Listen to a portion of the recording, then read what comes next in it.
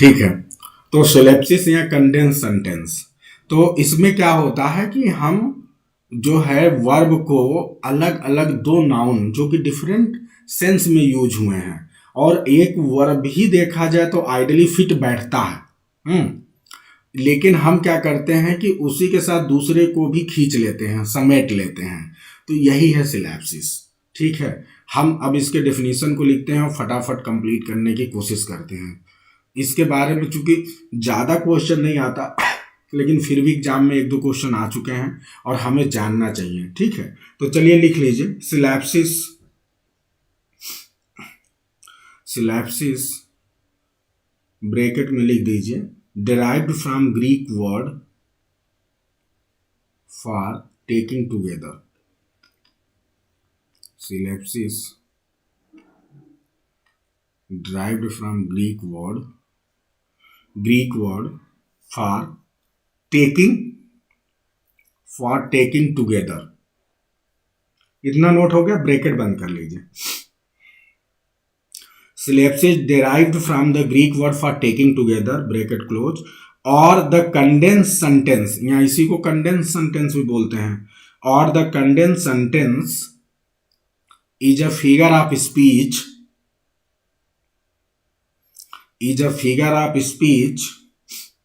in which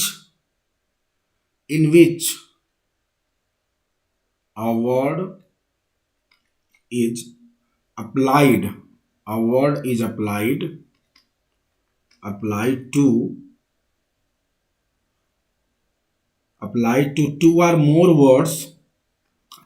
to two or more words, in different senses,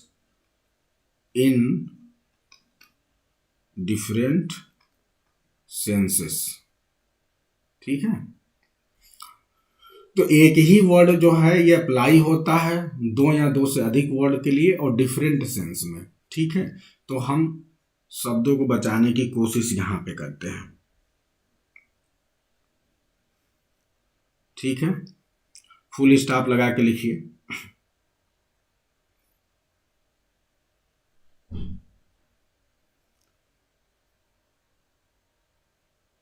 The word used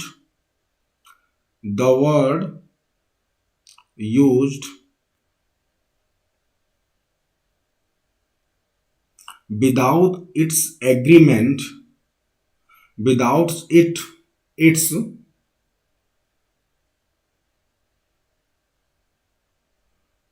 नहीं, क्या लिख लिया आपने, बल्कि इसकी बजाय लिख लीजिए, इसकी बजाय ये लिख लीजिए, वाइल करके लिख लीजिए। वाइल द वर्ड यूज्ड, ऐसे लिखिए, while the word used agrees grammatically, while the word used agrees grammatically with only one of them,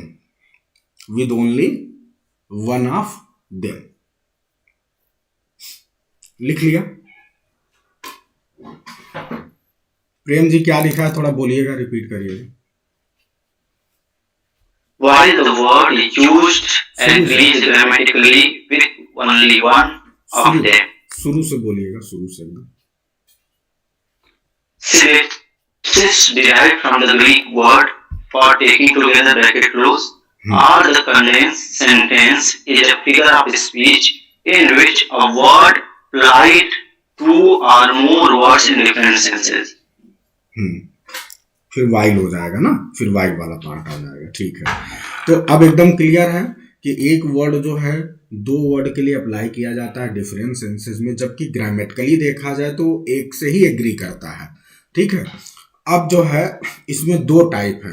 सबसे पहला हम टाइप लेते हैं, लिखिए type one.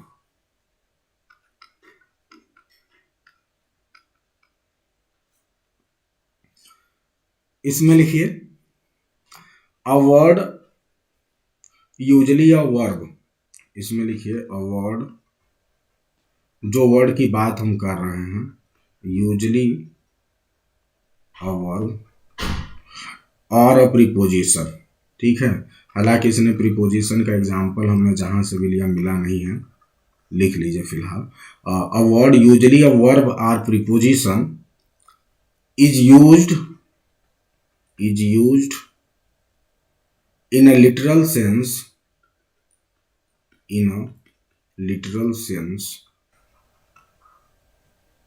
with relation to one noun, with relation to one noun, and in a figurative sense, मैं लिख भी रहा हूं, सबको दिख रहा है ना? Yes, sir. Yes, sir. अच्छा, in a figurative sense with relation to other, with relation to other, ठीक है। आपके क्लियर है, बोर्ड पे लिखा हुआ स्क्रीन पे। A word usually a verb or preposition is used in a literal sense with relation to one noun and in a figurative sense with relation to other। जैसे एक एग्जाम्पल है,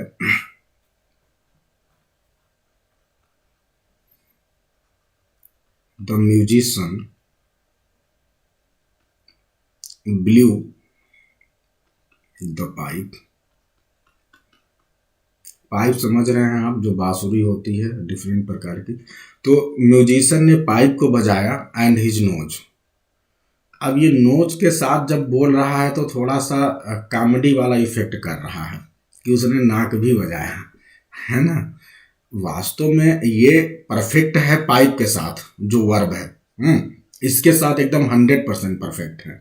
लेकिन जब इसके साथ यूज हुआ है तो ये बस समझ लीजिए कि इसके साथ फिगरेटिव यूज किया गया है दूसरे सेंस में, और एक दूसरा मतलब यहाँ पे कॉमेडी क्रिएट करने के सेंस में, ठीक है। कि भाई ये तो सिंपल सी बात है कि पाइप बजा रहा है तो चीज़ें वो भी बजेंगी, है ना। तो इसने इसके साथ यूज किया जो इसको परफेक्टली इसके लिए ये आया नहीं है, लेकिन इसी के साथ इसने इसको यूज कर दिया है, ठीक है। तो ये आपका एक एग्जाम्पल हुआ। एक दूसरा एग्जाम्पल बताएंगे तो आप लोग कहोगे सर ये तो हम लोग ऐसे ही लिखते हैं। पहले ये लिख लीजिए example. Have you noted? Let me know. The musician blue the pipe and his nose. मतलब जैसे हम जो अपने लाइफ में जनरली जब आप कोऑर्डिनेटिंग क्लॉज, चूंकि आप सभी क्लॉज पढ़ रहे हैं ना, तो आप लोग कोऑर्डिनेटिंग क्लॉज पढ़ते होंगे। तो कोऑर्डिनेटिंग क्लॉज के लिए यहीं पे मैं एक छोटी सी बात बता रहा हूँ, नोट कर लिया कि नहीं? तो आगे बढ़े। Yes, sir. जब आप कोऑर्डिनेटिंग क्लास पढ़ते हैं तो जब मैं बहुत पहले जब मैं इंटरमीडिएट वाले बच्चों को पढ़ाता था, इलाहाबाद में था, तो मैंने कुछ फार्मूले विकसित किए थे जिसे मैं आज गर्व से कह सकता हूं कि वो सिर्फ मेरा फार्मूला है। तो मैंने काई फार्मूला विकसित किया था जिसमें सी फॉर होता है क्यूमुलेटिव, ए फॉर होता है एडवर्सेटिव, चलिए ले लीजिए, एक अल्टरनेटिव है, और एक ए फॉर है अल्टरनेटिव, और आई फॉर है इलेटिव। ये 4 प्रकार के कोऑर्डिनेटिव कंजंक्शन होते हैं, ठीक है। ये लिख लीजिए, आप लोग को काम आएगा। यहाँ रेफरेंस आ गया तो बता दे रहा हूँ। तो ये जो कोऑर्डिनेटिंग कंजंक्शन होते हैं वास्तव में देखा जाए तो इसमें जो क्यूमुलेटिव वाला होता है, इसका स्पेशली हम इसमें क्या क्या यूज करते हैं? एंड यूज करते हैं, एज वेल एज यूज करते हैं, not only but also use करते हैं, नॉट ओनली बट आल्सो। इसी प्रकार से एडवर्सेटिव आप सभी को मालूम होगा, अल्टरनेटिव मालूम होगा। चलिए अब आ गया है रेफरेंस, तो एक बार छोटा सा 1 मिनट में कर ही लेते हैं। बताइए आप लोग, अल्टरनेटिव में क्या होता है? इसमें हमेशा विकल्प की बात होती है, तो और आइदर आर, नाइदर नार, ठीक है, आर आइदर आर, नाइदर नार। हमने तो ऐसे ही पढ़ा था, तब से जिंदगी में हमें कभी कंफ्यूजन नहीं हुआ कि कोऑर्डिनेटिंग कंजंक्शन क्या होता है और ये क्या होता है। तो ये आपका अल्टरनेटिव है। इसमें क्या है भाई, इनमें से आप अपने आवश्यकता अनुसार, मतलब ये हमेशा दो में से एक चीज चुनने की बात करेंगे, या एक इफेक्ट, अगर एक काम करेंगे तो उसका क्या इफेक्ट होगा ये बात करते हैं। एडवर्सेटिव में क्या होता है, एडवर्सेटिव में आप देखते हैं कि एक मतलब निगेटिव इफेक्ट की बात होती है, अपोजिट कंट्रास्ट की बात होती है, कंट्रास्ट। और इसमें बट का यूज होता है, फॉर का भी यूज करते हैं, ऐसे करके और भी हैं। इलेटिव में क्या होता है कि रिजल्ट की बात होती है, ठीक है, रिजल्ट। अब रिजल्ट में क्या आएगा, सो आ गया, देयरफॉर आ गया, है ना, ये सब आता है। तो अगर हमने उस समय ये बताया था बच्चों को जब भी हम पढ़ाते थे कि तुम अगर कोऑर्डिनेटिंग कंजंक्शन याद कर लो तो इनको छोड़ के जितने भी होंगे वो सब सबऑर्डिनेटिंग कंजंक्शन के रूप में आते हैं। तो मुख्य रूप से कोऑर्डिनेटिंग कंजंक्शन चूंकि बहुत कम होते हैं तो इसलिए आपको इन्हें याद कर लेना चाहिए, ठीक है। ये टेक्निक थी जब कॉम्प्लेक्स सेंटेंस बनाना था और कंपाउंड सेंटेंस बनाना होता है दो सिंपल से, तो अगर या फिर कॉम्प्लेक्स से कंपाउंड में कन्वर्ट करना है तो अगर आपको कंजंक्शन नहीं आ रहा है तो आप नहीं कर पाओगे। तो ये वहां पे सेंस था। फिलहाल अभी जब हम क्यूमुलेटिव की बात करते हैं तो क्यूमुलेटिव में आप क्या पढ़ते हैं कि जब कोई एक तरह के नाउन या एक तरह के वर्ब, ठीक है, एक क्वालिटी वाले जब होते हैं, ठीक है, तो हम उनके लिए क्या करते हैं कि इनका एज वेल एज का प्रयोग कर लेते हैं, ठीक है, या नॉट ओनली बट आल्सो का यूज करते हैं। तो वो उस सेंस में होता है, तो ये ग्रामेटिकली एकदम 100% करेक्ट होता है। जैसे मैंने कहा कि मैं जो है मुझे नीला रंग पसंद है एंड ब्लैक रंग पसंद है, तो मैंने कहा कि I like blue as well as black, I like blue and black. तो यहाँ पे जो लाइक वर्ड है वो एकदम करेक्ट है, क्योंकि जो आपके नाउन्स हैं जो आ रहे हैं दोनों, उनके लिए एकदम एक ही वर्ड जो है फिट बैठता है, ठीक है।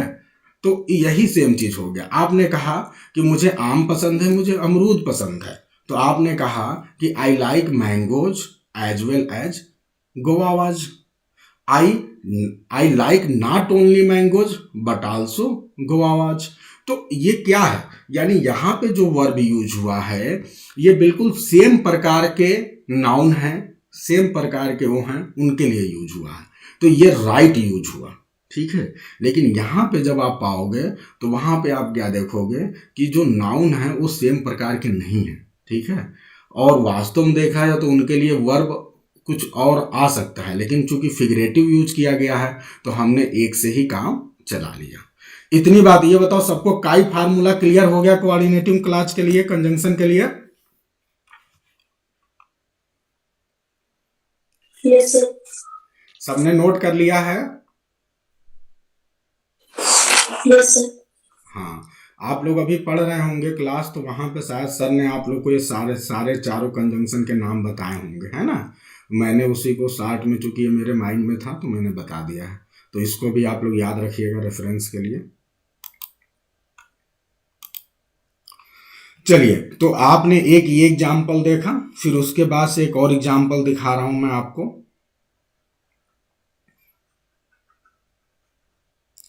आई कॉट अ स्मॉल फिश, मैंने एक स्मॉल फिश पकड़ा, चलो ठीक है। एंड, अब एंड लगा के इसने क्या कर दिया, अ कोल्ड दिस मॉर्निंग, ठीक है। तो अब जैसे कॉट अ स्मॉल फिश, ये ठीक है, स्मॉल फिश को पकड़ा, ये बात सही है। लेकिन जब इसी कॉट का यूज जो है किसी डिजीज को पकड़ने के लिए हो रहा है, तो हालांकि आज ये इतना कॉमन हो गया है कि आप जितनी भी डिक्शनरी देखोगे ना सब जगह मिल जाएगा कि caught a cold, caught malaria, लेकिन वास्तव में जब ये यूज किया गया तो ये फिगरेटिव सेंस में यूज किया गया है, कॉट अ कोल्ड। वास्तव में जो इसके लिए एग्जैक्ट वर्ड होता है किसी बीमारी को पकड़ने के लिए, वो होता है कंट्रैक्ट, ठीक है। आप डिक्शनरी मीनिंग देख सकते हैं, तो कंट्रैक्ट होता है। तो यहां पे होना चाहिए वास्तव में आई कंट्रैक्टेड, ठीक है, अ कोल्ड। एक सेकंड,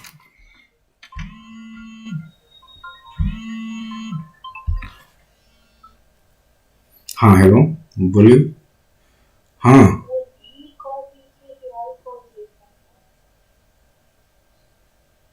उससे कोई दिक्कत नहीं, ठीक है।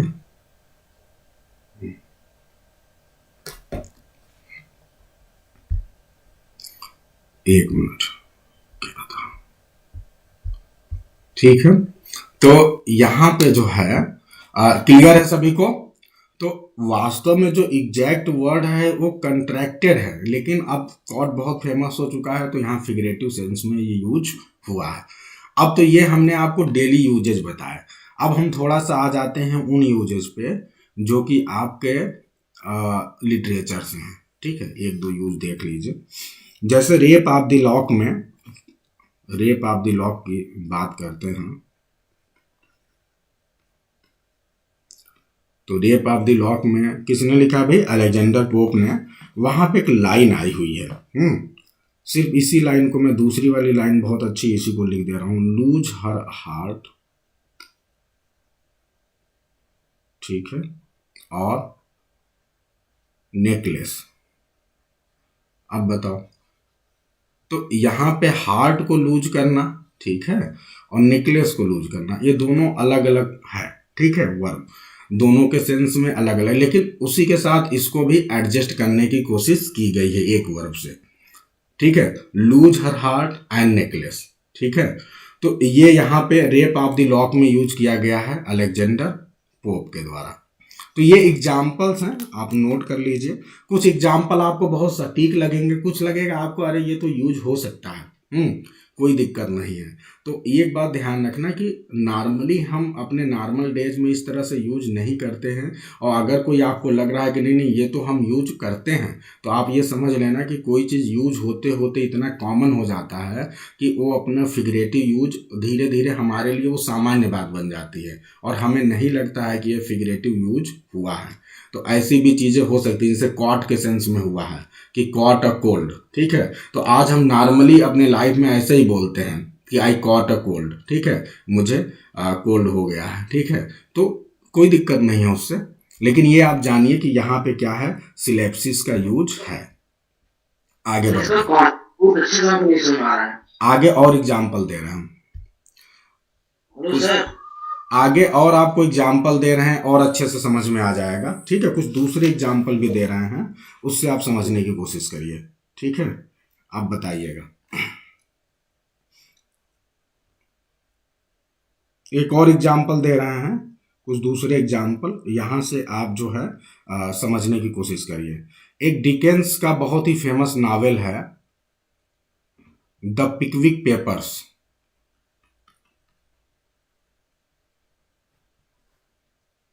ये थोड़े से ना जो नॉर्मल यूज वाले हैं, कभी कभी फिगर ऑफ स्पीच वो सामान्य से थोड़ी सी दिक्कत होती है, लेकिन शायद आप यहां से समझ जाए।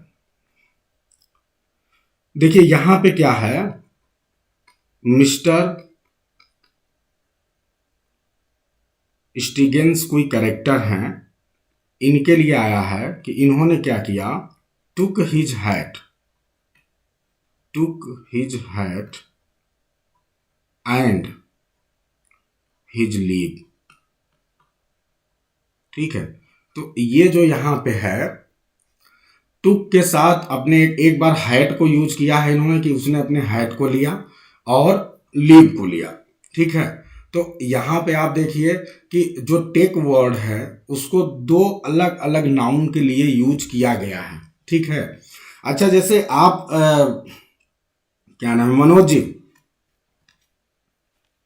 आवाज जा रही है मेरी? हाँ, थोड़ा सा ना समझने की कोशिश करिएगा।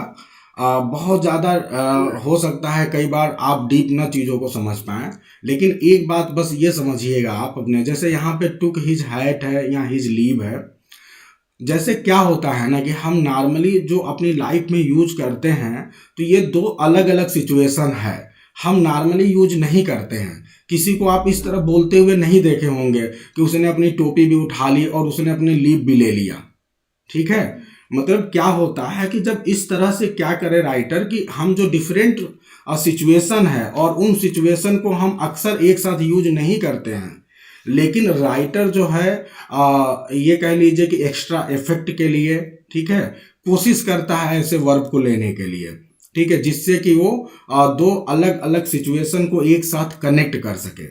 तो आप ये समझ लीजिए कि वहां पे सिलेप्सिस का यूज है, इसमें बहुत ज़्यादा परेशान नहीं होना है।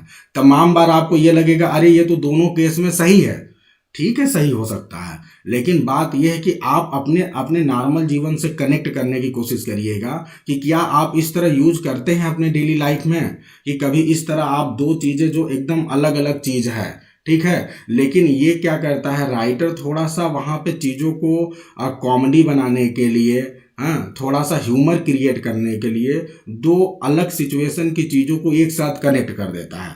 अब बताइए कि हैट को उठाना और लीव को लेना ये दोनों एकदम अलग सिचुएशन है, ठीक है, लेकिन इसने टुक वर्ब से दोनों को कनेक्ट कर दिया है। तो इतनी बात आपको समझ में आ रही है कि नहीं? एक ही क्रिया से दो अलग अलग चीज को लेना। हाँ, दो अलग अलग सिचुएशन लेना जो कि हम नॉर्मली अपने डे टू डे लाइफ में यूज नहीं करते हैं। आप में से कोई भी इस तरह से यूज नहीं करेगा, और ये स्पेशली सिर्फ इसलिए किया जाता है क्योंकि कॉमिक मतलब वहाँ पे एक ह्यूमर क्रिएट करने की कोशिश की जा रही है राइटर के द्वारा, ठीक है। बस इसमें इतना ही समझिए, क्योंकि बहुत लंबा जाएंगे, ये इससे बहुत ज़्यादा आता नहीं है क्वेश्चन, तो बस इतना समझ लीजिए जितना मैं बताने की कोशिश कर रहा हूँ। इससे मेरे ख्याल से क्लियर हो जाना चाहिए। एक और एग्जाम्पल ले रहा हूँ, शायद यहाँ से आप समझ सकें। हाँ, लाइफ्स ऑफ द पोएट्स, ये जो है एक बहुत अच्छा वर्क है, लाइफ्स ऑफ द पोएट्स। आप जल्दी से बताएंगे क्योंकि हमारे टीजीटी के सिलेबस का है। किसने लिखा है? फास्ट। Samuel Johnson. बिल्कुल, सैमुअल जॉनसन। आप लोग बिल्कुल ध्यान रखें, सैमुअल जॉनसन ने लाइफ ऑफ द पोएट्स जो है वर्क लिखा है, ठीक है। हाँ, बहुत सही 52 पोएट्स हैं। तो हम जब मिल्टन को पढ़ेंगे ना, तो लाइफ्स ऑफ द पोएट्स में से जो मिल्टन का लाइफ है, लाइफ ऑफ मिल्टन, उसकी समरी भी आपको मैं बताऊंगा, जो कि बहुत कम टीचर्स करते हैं, लेकिन मैं ज़रूर आपको बताऊंगा कि सैमुअल जॉनसन ने, आपको पता है सैमुअल जॉनसन मिल्टन को बहुत पसंद नहीं करते थे। तो हम लोग तो एक बात जानते थे, इसीलिए जब एग्जाम में क्वेश्चन आता था कि किसने क्रिटिसाइज किया है मिल्टन के किसी पोयम को या किसी वर्क को, तो हम लोग सैमुअल जॉनसन, बिल्कुल बिल्कुल लिसिडास को क्रिटिसाइज किया है। बिल्कुल बिल्कुल। तो जब हम सैमुअल जॉनसन का पढ़ेंगे लाइफ ऑफ मिल्टन, तो उस समय में और डिटेल में सारी चीज़ें पढ़ाऊंगा, लेकिन अभी एक बेसिक जानकारी समझिए कि जो है सैमुअल जॉनसन ने मिल्टन की बुराई की है। तो कभी भी अगर कोई बुराई वाला नज़र आ जाए कि कहीं पे कोई चीज़ ऐसा स्टेटमेंट दिया गया है जो डेरोगेटरी है मिल्टन के लिए, तो वो सैमुअल जॉनसन का ही स्टेटमेंट होगा। मतलब ये 99% कन्फर्म रहता है अगर उसमें ऑप्शन है सैमुअल जॉनसन तो ये बात ध्यान रखना। अब जो है मेरी आवाज थोड़ी आज स्लो होगी, लेकिन क्या उसके बावजूद भी आपको क्लियर जा पा रही है? Yes sir. अब देखिए इसमें पूरी लाइन है कि मिल्टन, लिख दे रहा हूं मैं यहां पे, Milton having now tested the honey of public employment, ठीक है। Milton having now tested the honey of public employment, public, ये पब्लिक है सिर्फ यहाँ पे, पब्लिक एम्प्लॉयमेंट, फिर कॉमा है, वुड नॉट रिटर्न, ध्यान देना यहाँ पे, वुड नॉट रिटर्न टू। अब जो ये वर्ब है ना रिटर्न, ये देखिए दो चीजों के लिए आया है, एक तो हंगर के लिए आया है, अब फिर वही बात समझना, हंगर एंड फिलॉसफी।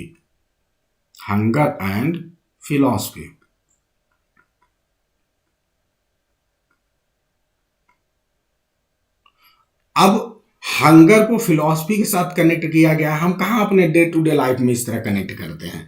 जैसे इसने हैट को लीव के साथ कनेक्ट किया है, इसी तरह यहाँ हंगर को फिलॉसफी के साथ कनेक्ट किया है कि मिल्टन जो कि मतलब इतना ज़्यादा फेमस हो चुके हैं पब्लिक में, ठीक है, या फिर सरकारी नौकरी कर रहे हैं। जब आपको पता है कॉमनवेल्थ पीरियड जो है मिल्टन का सबसे ज़्यादा golden period in the sense ये है कि बहुत मज़े में थे वो, उनको Latin secretary of foreign affairs बना दिया गया था, बहुत बड़े बड़े ऑफिशियल पोस्ट दिए गए थे, ठीक है। तो मिल्टन उस समय बहुत ज़्यादा पावरफुल थे, लेकिन जैसे ही 1660 में क्या होता है, रेस्टोरेशन होता है, और मिल्टन साहब जो है, चूँकि आपको पता है प्यूरिटन रहते हैं, तो प्यूरिटन एज यानी आपको अगर देखा जाए तो 1649 से लेके और 1660 का समय क्या कौन सा एज कहलाता है इतिहास में, आपके इंग्लैंड के हिस्ट्री में बताएंगे आप लोगों में से कोई भी मुझे? कुछ चीज़ें मैं बात, अच्छा एक मिनट, आप लोग जानिएगा कि मैं जानबूझ के कई बार डेविएट होता हूं, क्योंकि ये राइटर हमारे कोर्स में है, इसलिए डेविएट होता हूं क्योंकि आप कनेक्ट हों, है ना। तो ये कौन सा एज कहलाता है, इसको कॉमनवेल्थ पीरियड बोलते हैं, इसी को प्यूरिटन पीरियड भी बोलते हैं। और इस समय जो है ओलिवर क्रामवेल और उसके बेटे रिचर्ड क्रामवेल जो है, एक तरह से उन्होंने रूल किया, और उस समय मिल्टन बहुत ज़्यादा प्रभावशाली थे। लेकिन 1660 में जैसे रेस्टोरेशन एज आता है, तो फिर मिल्टन चूँकि प्यूरिटन थे, और इन्होंने 1649 में जो चार्ल्स वन को फांसी दी गई थी उसको जस्टिफाई भी किया था, इसलिए इनके पीछे चार्ल्स वन का बेटा चार्ल्स सेकेंड पीछे हाथ धो के एकदम पड़ जाता है, और फिर ये दौड़े दौड़े घूमते रहते हैं, अपने आप को किसी तरह बचाने की कोशिश करते हैं, समझ लीजिए इनकी लाइफ बहुत डेंजर में थी। तो ये वही कह रहा है कि एक व्यक्ति जो कभी टेस्ट कर चुका है हनी या पब्लिक एम्प्लॉयमेंट, जो कभी सरकारी नौकरी पा चुका है, आज अचानक वो हंगर और फिलॉसफी की ओर कैसे लौटे, ये उसके लिए बड़ी मुश्किल काम है, ठीक है। तो लेकिन फिर भी बात तो सही है, लेकिन कनेक्ट बहुत ही अलग प्रकार के आइडियाज को एक साथ कनेक्ट करने की कोशिश की गई है, हंगर एंड फिलॉसफी, ठीक है। तो इतनी बात क्लियर है। तो ये राइटर का देखिए, ये कलम है, स्टाइल है, राइटर दो अलग अलग प्रकार के चीज़ों को भी ऐसे यूज कर देगा कि आपको लगेगा नहीं नहीं ठीक है बढ़िया है। लेकिन हम अपने डे टू डे लाइफ में, आपको बस जब न समझ में आए तो सिर्फ ये कोशिश करिए कि क्या हम डे टू डे लाइफ में इस तरह का यूज करते हैं, तो आप पाओगे नहीं करते हैं। आप कभी नहीं कहोगे कि हम भूखे भी हैं, हम भूखे भी हैं, और हम कोई दूसरी चीज़, ऐसी चीज़ बहुत इंटेलिजेंस वाली चीज़ उसके साथ कनेक्ट करोगे। आप कहोगे मैं भूखा हूँ, मैं प्यासा हूँ, I am thirsty and hungry, ठीक है। लेकिन ये राइटर है जो बोल लग रहा है हंगर को फिलॉसफी के साथ कनेक्ट कर रहा है, ठीक है। तो ये है मुख्य रूप से आइडिया। मेरे ख्याल से आप सभी को ये बात क्लियर हो गया होगा, सिलोप्सिस का कॉन्सेप्ट क्लियर है सभी को? Yes sir. अब टाइप 2 में आते हैं। टाइप 2 बहुत आराम से आप पहचान जाएंगे, और टाइप 2 थोड़ा आया है ज़्यादा। टाइप 2 में लिखिए क्या है, इट इन्वॉल्व्स, लिखिए it involves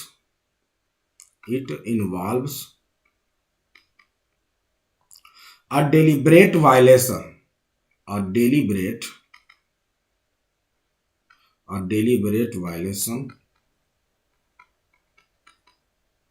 deliberate violation of grammatical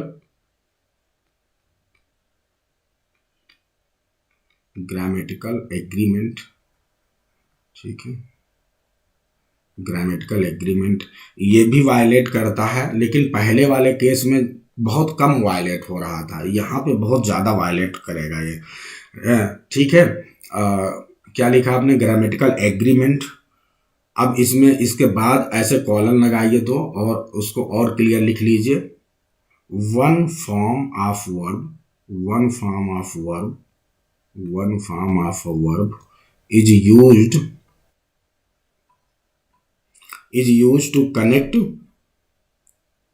used to connect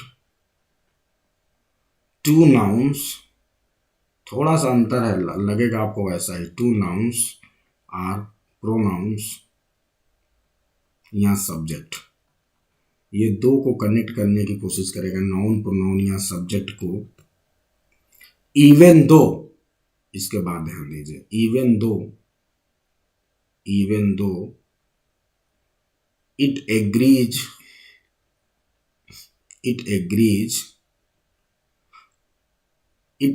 in number,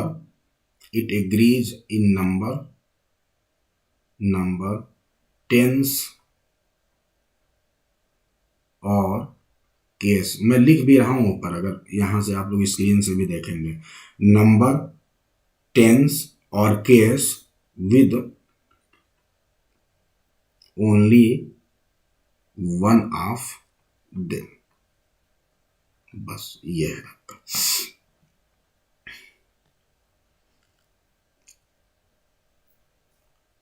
note कर लिया सबने, रिपीट करूं, it involves a deliberate violation of grammatical agreement, ठीक है। One form of verb is use to connect to nouns pronoun subject even though it agrees in number tense और case with only one of them. Note कर लिया? Yes, sir. आगे बढ़े भाई, बोलना है नहीं तो फिर। अब देखिए, जैसे ये कह रहा है कि ये भाई दो या दो से अधिक सब्जेक्ट को जोड़ेगा लेकिन वास्तव में एग्री करेगा एक से, यहां बहुत ही क्लियर है। जैसे अगर आप लोग एक बहुत ही पहले इजी वाला दे लेते हैं, नहीं तो आप कंफ्यूज हो जा रहे हैं आप लोग।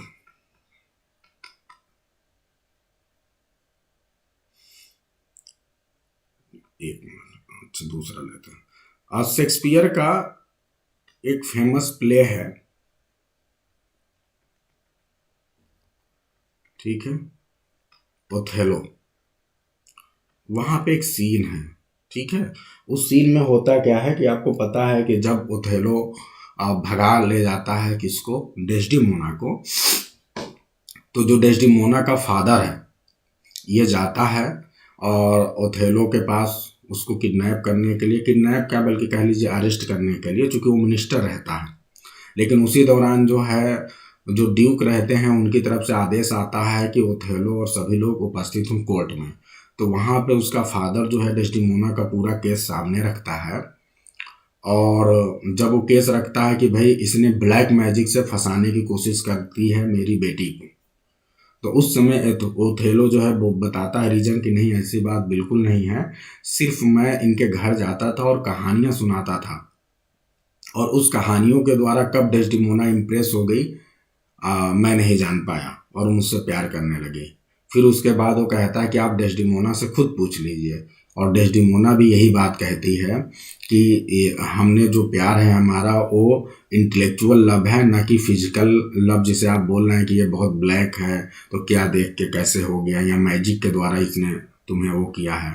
तो मेरा प्यार जो है ये कैसा प्यार है, ये इमोशनल वन और ये कह लीजिए कि इंटेलेक्चुअल वन है। तब वहाँ पे जो है ना इनके पिताजी बहुत नाराज होते हैं, और उनको ये लगता है कि जिस लड़की को मैंने इतने बढ़िया से नाजों से पाला है, वो लड़की आज अपने पिता को ही धोखा दे गई। और फिर वो लाइन बोलते हैं, वो जो लाइन में लिख रहा हूँ, वो एक तरह से ओथेलो को वार्न करते हैं कि इससे बच के रहना, इसने मेरे को धोखा दिया है तो she can deceive you as well. तो देखिए क्या है, she has deceived her father, उसने अपने पिता को डिसीव किया है, she has deceived her father, ठीक है, एंड मे दी, और ये तुम्हें भी कर सकती है। तो अब आप हमें यहां बताएंगे कि क्या ग्रामेटिकल मिस्टेक हो सकता है, एनीवन? ये शेक्सपियर की बहुत ही फेमस ठीक ठाक कोटेशन है कि किस तरह से जो है, चूंकि अगर इस कोटेशन को आप याद रखें तो आप कहीं ना कहीं ओथेलो के कैरेक्टर पे थोड़ा सा जब वो शक करता है डेस्डिमोना पे, तो आप मानेंगे कि भाई वो बहुत ज़्यादा गलत नहीं, क्योंकि उसके सामने ऐसी परिस्थिति बनाई गई थी जब डेस्डिमोना का फादर ये बात उस कह सकता है कि देखो इसने मुझे धोखा दिया है तो तुमको भी दे सकती है। तो बिल्कुल हाँ, बताइए यहाँ पे जो है कैसे सिलेप्सिस है, सिलेप्सिस कैसे है, can anyone tell me? Sir deceived से, डिसीव्ड नहीं, यहाँ पूरा वर्ब समझिए, हैज डिसीव्ड, ठीक है। अब दोनों को है ना, दोनों को, अब एक को भी है दूसरे, ध्यान दीजिए यहाँ पे सी के साथ हैज एकदम करेक्ट है, करेक्ट है कि नहीं है? सी हैज डिसीव्ड एकदम 100% करेक्ट है यहाँ पर। लेकिन आपको पता है मे दी का मतलब होता है यू, और यू के साथ कभी भी हैज नहीं आता है, यू के साथ क्या आएगा, हैव आएगा। तो यानी यहाँ कहने का मतलब है, और आप जानते हैं मे हैव होता है, ठीक है। तो यानी यहाँ पे जो है आना चाहिए हैज डिसीव्ड, जो है इसी से दोनों जगह काम चला दिया गया है, जबकि वास्तव में यू के सेंस में यहाँ पे हैव आना चाहिए, ठीक है। तो ये सिलेप्सिस का एक एग्जाम्पल है, ठीक है, कि एक ही से जब दूसरा, चूंकि यू है, यू के लिए यहाँ पे हैव होना चाहिए, ठीक है, लेकिन एक बार ही इसने यूज किया है और उसी को इसने इस तरह से मेदी करके कनेक्ट कर दिया है, ठीक है। तो ये एक तरह से सिलैप्सिस का अच्छा एग्जाम्पल है। एक और एग्जाम्पल मैं बता रहा हूँ और आपको बताना है कि ये किस वर्क से लिया गया है, ये भी इंपॉर्टेंट है। He works his work, I mine, बता सकते हैं? यूलिसेस से लिया गया। Ulysses. बहुत सही, बहुत सही। यूलिसेस का तो हम लोगों ने बहुत एग्जाम्पल देख लिया अलग अलग केस में, अब मुझे लग रहा है उससे बाहर कुछ नहीं आने वाला है। तो ये Ulysses by L Tennyson, Alfred Lord Tennyson के द्वारा लिखा गया है। तो इसमें कहाँ पर है गड़बड़ी, बताइए, कोई बता दे मेरे को। सिलैप्सिस कैसे है यहाँ पे, ये आप बताइए।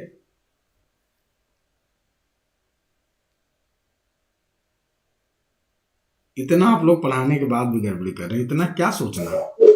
वर्क्स है, वर्क्स। ही के लिए वर्क्स एकदम सही है, ठीक है, लेकिन आई भी उधर है ना, हाँ, Incorrect. लेकिन आई के लिए इनकरेक्ट है, समझिए इस हाँ बात को। वही ना, आई। हाँ, तो लेकिन ये वर्क से ही दोनों जगह काम चला दिया, समझ रहे हैं कि नहीं। तो ये गड़बड़ी है, ठीक है। तो इस बात को आपको ध्यान देना है। जब आप ग्रामर में वर्ब यूज करते हैं तो आपको वहाँ पे बताया जाता है कि आपको टेंस के हिसाब से और नाउन या प्रोनाउन के हिसाब से एग्रीमेंट को फॉलो करना होता है, लेकिन जब यहाँ राइटर यूज करता है तो एग्रीमेंट को फॉलो नहीं करता है।